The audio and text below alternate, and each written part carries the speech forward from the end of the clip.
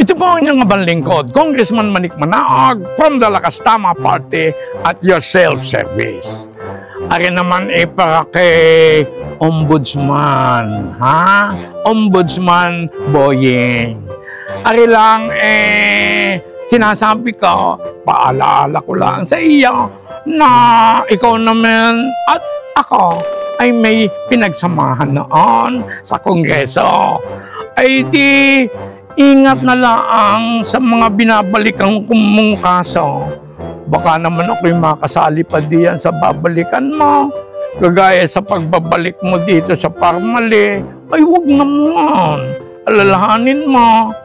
May mga pinag-usapan din tayo noon. At saka, sabi nga ni Marcoleta at saka ni Aimee, abay, ikaw daw na may mga sabit din. Ay bakit daw ikaw ang nariyan? Ay siya, yun na lang ang tandaan mo, ha? At ako'y ilag mo na. Thank you. Ay siya, mga kabayan, ay di follow and subscribe na lang kayo din sa Facebook, YouTube, at TikTok. Din sa aking Mamay Leo. Maraming salamat po sa inyo. Yun. Oh.